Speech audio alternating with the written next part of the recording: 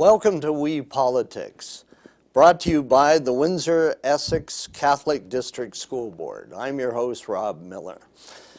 During this series, we will be talking with the candidates in the Windsor and Essex ridings. All 17 candidates were invited. We'll be talking with Tracey Ramsey right after a word from our sponsor. Are you passionate about a particular sport? Would you like to combine it with your education? Are you thinking about a career in one of the many rewarding construction-related trades? Do you love subjects like science, technology, engineering, or math? Take a look at the academies of the Windsor-Essex Catholic District School Board. You'll be glad you did. And years from now, you'll look back on your high school days as the best times of your life. The academies of the Windsor-Essex Catholic District School Board. We're with you all the way. Tracey Ramsey is the NDP candidate for the riding of Essex. She's the incumbent in the race after defeating Conservative Jeff Watson in 2015. Before that, she worked on the line for the Ford Motor Company in several plants, I've learned, for 19 years. Tracey, welcome. Thank you, Rob.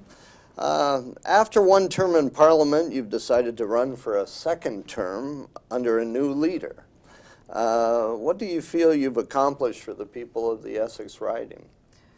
So much, but there's much more to be done, which is why I'm seeking re-election. Over the past 4 years, we've worked very hard in our office to service people, which is half of what a member of Parliament does with all of their issues and, navigating the systems of the government, working together with municipalities locally, working with folks who are seeking grant funding down here in Essex, and then, of course, going to Ottawa and working on policy. So I was the international trade critic for the party. I was the justice critic. That work, particularly on trade, took me all over the U.S. in the renegotiation of NAFTA.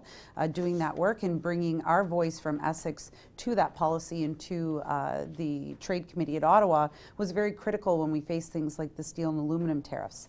The impact on our tool and die mold makers down here was very significant, and I was proud to be a voice on that. As well as things like environmental issues, I introduced a national freshwater strategy to protect our Great Lakes, which we're surrounded by in the beautiful riding of Essex. So there's a lot of policy work that I've participated in and added to, pressure the government to have amendments to pieces of legislation. And I'm really proud of the work that I've been able to do on behalf of the people of Essex. What do you see as the number one issue in the Essex riding in this election? It's affordability. We have an affordable housing crisis out in the county. There are many people who are paying more than 30% of their take-home pay, and they simply can't afford to continue doing that. Everything, from the cost of medication, which is expensive, and a lot of folks that have plans that may have been good at one point, but don't cover all the medication they need. A lot of people are struggling. A lot of seniors come into the office and tell us they can't afford their medication, so they're having to make difficult choices about skipping pills. Do they pay their grocery bill or do they get their medication? Affordability is number one out in the county. So while we're on the subject of Pharma Care, are you in favor of a national Pharma Care system? Absolutely, and it has to be single payer and universally delivered. We don't believe in a patchwork system. We believe that everyone should be covered. And when we create a national Pharma Care plan in our country, because I do believe that it will happen at some point, and hopefully under an NDP government, what we would like to do is bulk buy, bulk purchase. We're the only OECD country that has a Medicare plan, but not a Pharma Care. So if we're truly trying to keep people healthy in our country, reduce the stress on our healthcare system, the Pharma Care plan is absolutely the best way to go, and it saves money. It saves money by having people not in the hospital, cycling through, trying to get their medication so that they feel well, paying $1,500 a day for that coverage. But also economists tell us that it's just such a good investment in terms of financial return for Canadians. How about dental care? Yes. Do you see that as a national plan eventually? It has to become one. I don't understand in Canada how we look at our eyes and our mouth as somehow not included in Medicare. It absolutely should be. And if your oral health is jeopardized, that can impact you in a lot of different ways. We know that it impacts your heart health, your overall health. So it's very important that people are able to afford dental care in our country. And that's why we've introduced Dentacare in our platform this year. During a recent debate, you were accused of wanting to rip up the renegotiated NAFTA agreement. You're the international trade critic, or that's one of your portfolios. Is that true? Absolutely false. I have never uttered those words in my life. I understand the importance of trade. I'm an auto worker, first of all, but absolutely living in our region and understanding how critical trade is to us. I never use any language that I think will instill fear into businesses in our region as well as working people, because I know how precarious that is. And obviously, under a Donald Trump presidency, we've been in a very difficult time in terms of trade. I mentioned the steel and aluminum tariffs, completely unfair and unjust. We have lost jobs that we haven't recovered from in that particular sector. Anyone who knows me and the work that I've done on trade knows that I don't approach it from a bombastic approach. I'm very level-headed, and I believe that it's important to be an economic driver, but it's also important that working people are respected in trade agreements, and what I've been pushing for is fair trade. So how about renegotiation? Would that be a correct term? No, because we're in a renegotiation. So the NDP position has not changed. I think it's unfortunate that some local candidates have decided to create this story that somehow our position has changed. It has not. And I think if you look through the work that I've done in Parliament at the committee level, you'll find that our position's been quite clear. That we have said from the beginning that we need a deal that is better than the previous NAFTA. I believe that's been a failure of the Trudeau government. This is a concessionary agreement. And if you talk to my dairy farmers out in Essex, they're incredibly unhappy. This agreement will raise the cost of pharmaceuticals for all Canadians. So how is it that we're signing a trade agreement that's going to make medication more expensive when one of the top issues is Pharma Care this election cycle? That's very counterintuitive. And what's happening right now in the US is very interesting, and I believe that anyone from any progressive party in Canada or who claims to be progressive should support the work of the US Congress to improve labor conditions, labor enforceability, the environmental provisions that are in the agreement, as well as the reduction of cost of pharmaceuticals. Well, you mentioned dairy farmers, but there are a lot of other farmers as well in the Essex riding. What can you do for them? What are you focusing on in this election? Well, I've worked very hard with our farmers over the years. They're facing a lot of local issues that are about climate change. We had a very poor planting season that was very difficult on our farm families. They were very late to get that in. I attended the sessions that the Essex County Federation of Agriculture held, talking about the supports that exist and how they weather this and what this means for them in terms of not planting corn this year, but mostly soy.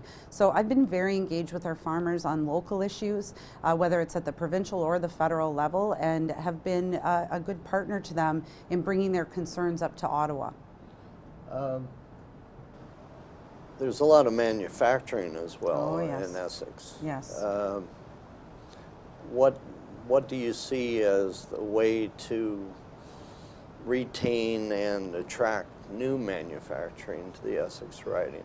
Yeah, this is key to our success, I think, going forward. And we see a lot of investment happening, in particular in auto in Detroit right now, that we're not capturing over here, and we should be, because this is something that we excel at. I also believe there's a lot of opportunity in the green manufacturing and what could be the jobs of the future that we should be attracting here as well. I always say, we build things really well in Windsor, Essex, and so we should be attracting that new investment here. We believe strongly that we need a manufacturing strategy and an auto strategy, and that's something that local voices have been very vocal on. We have the Canadian Association of Mold Makers, you have the Detroit 3, you have all of Labour united in saying that we need a strategy, and in absence of having that, we're risking the health of our manufacturing strategy and losing out on innovation that could grow it. What has been the most surprising thing you've heard at the door when you're knocking on doors? I think it's the heartbreaking stories that you hear about how badly people are struggling. For me, we're obviously trying to get to every door in Essex County, and that's a lot of houses. But when you reach a door and someone is in tears because of their financial situation, because they need health care they can't access, because they're in a job where they're not making enough money to support their family. It tells me that there's so much more that needs to be done. And there are certainly pockets of our county where folks do better and are feeling that economically we're doing better. But when you reach those doors, you realize how vulnerable people are in Essex, and they absolutely need a voice to be speaking up for them. And there's a lot of uncertainty out there in spite of a relatively strong economy. Yes. So 46% of Canadians are $200 away from having nothing in their bank account and losing what they have. So despite Ottawa continuing to tell folks that you're doing well, everything's doing better, the economy is not working for everyone. And we know that. And I see that out in Essex, and that's something I'm hearing at the doors. You mentioned the environment. What do you see as the most important environmental issue in the Essex riding?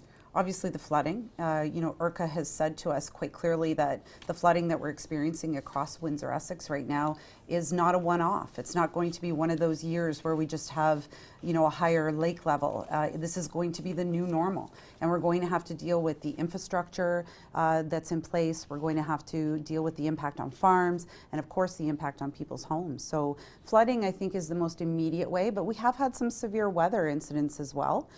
We have had, touchdowns of tornadoes here and there in storms. So I think that's indicative of climate change and the way we're experiencing it here too.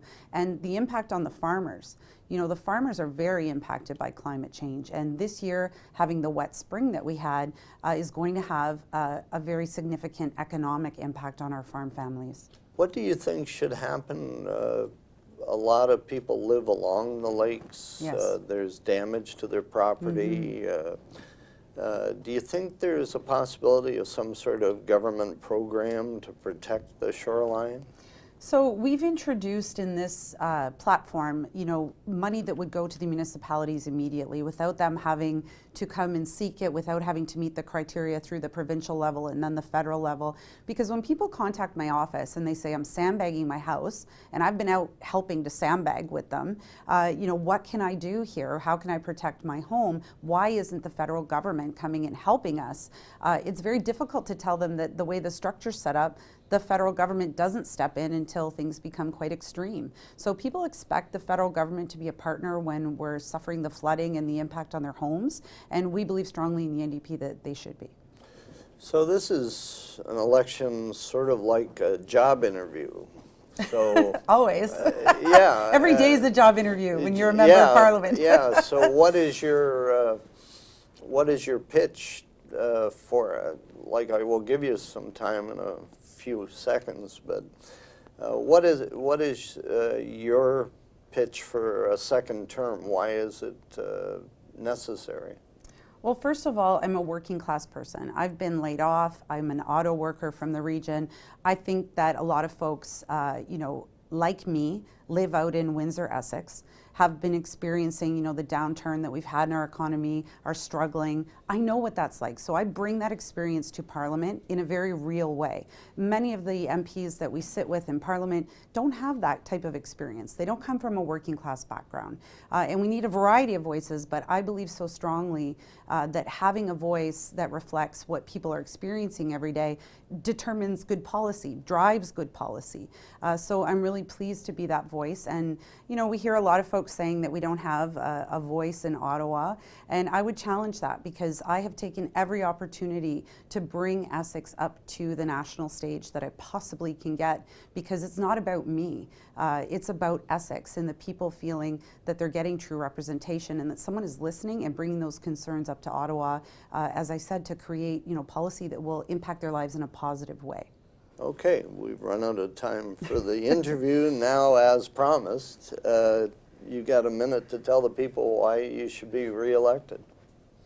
Hi everyone, it's Tracey Ramsey. I'm seeking re-election in Essex because I believe there's so much more work that needs to be done on behalf of the residents out in Essex County. I have been a strong voice. I have been working incredibly hard, and that's my commitment to you, to continue that work, to continue to bring our issues up to Ottawa and make sure that the things that are impacting you and your family on a daily basis are part of the conversation at the national level.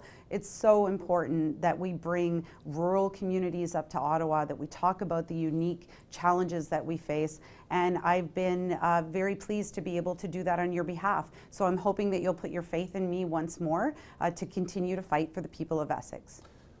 Tracey, thank you for being Thank here. you. And thank you for joining us on We Politics. We'll be back soon with another interview with one of the candidates.